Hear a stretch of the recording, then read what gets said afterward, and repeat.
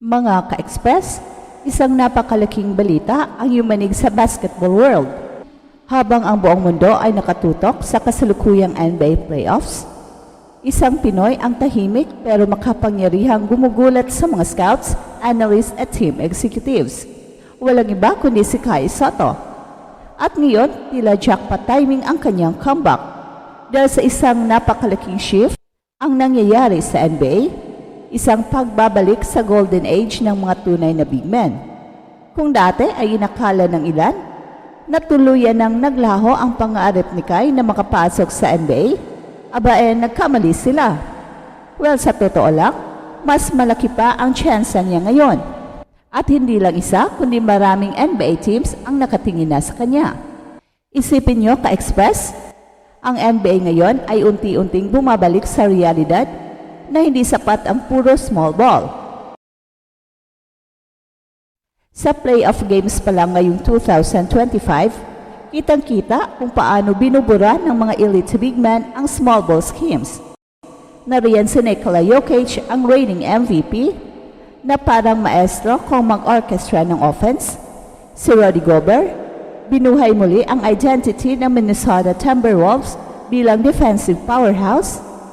Karl Anthony Towns, Evan Mobley, Jaren Jackson Jr., Jarrett Allen, Kristaps Porzingis, bawat isa ay nagpapaalala sa atin ang may matatag na presensya sa paint.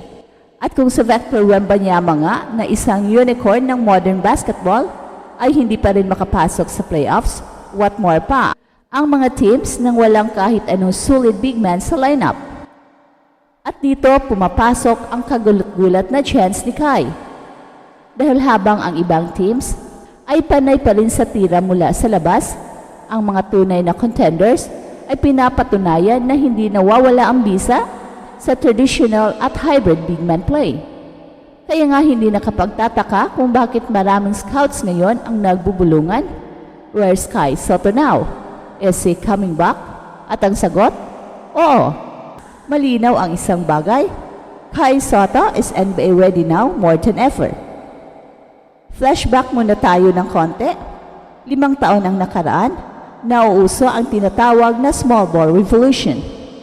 Teams like Golden State Warriors, Miami Heat, and Boston Celtics ay pinayabong ang konsepto ng speed, space at shooting na parang ang mga traditional centers ay mawawala na sa mapa. Outdated na raw. Kaya nga nung una, ay tila lumiliit ang chance ni Kai na makapasok sa NBA, kahit pa siya ay may 7'3" frame at skill set na hindi matatawaran. Pero hindi sumusuko si Kai. Kahit anong injuries, kahit anong doubts, tuloy lang sa training. Tuloy ang development, hindi siya bumibitaw sa pangarap, at ngayon, ang mundo naman ang bumabalik sa kanya.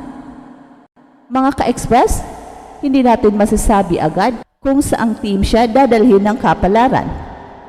Pero isang bagay ang sigurado, maraming teams ngayon ang nangangailangan ng isang versatile, high IQ big man na marunong maglaro sa modern system.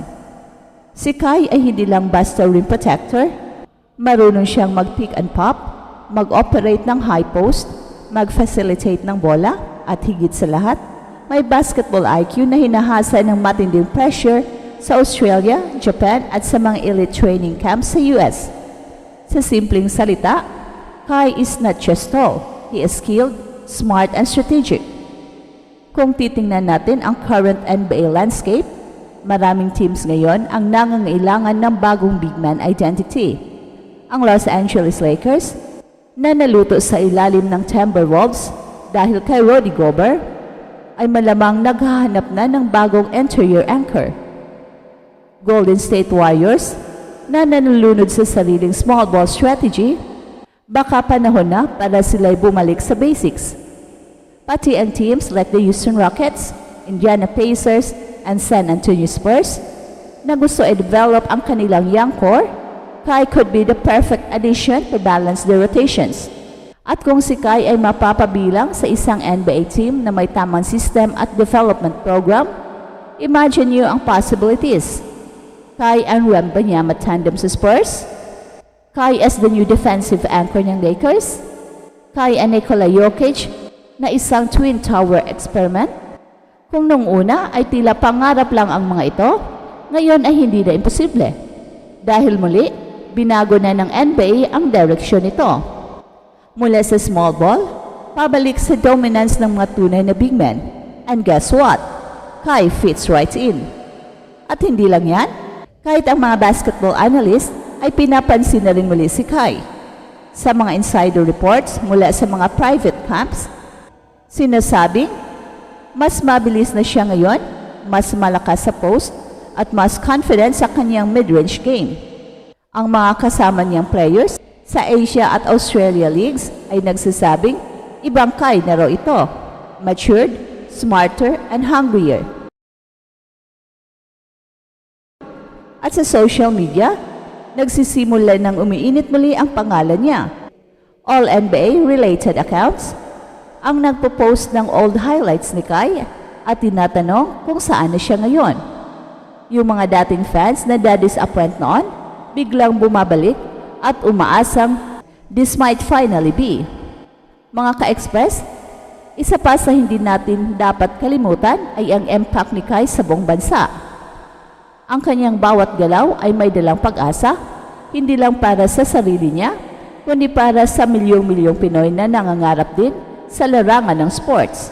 Imagine a full-blooded Pinoy standing 7'3", suot ang jersey ng isang NBA team, representing the Philippines on the biggest basketball stage in the world.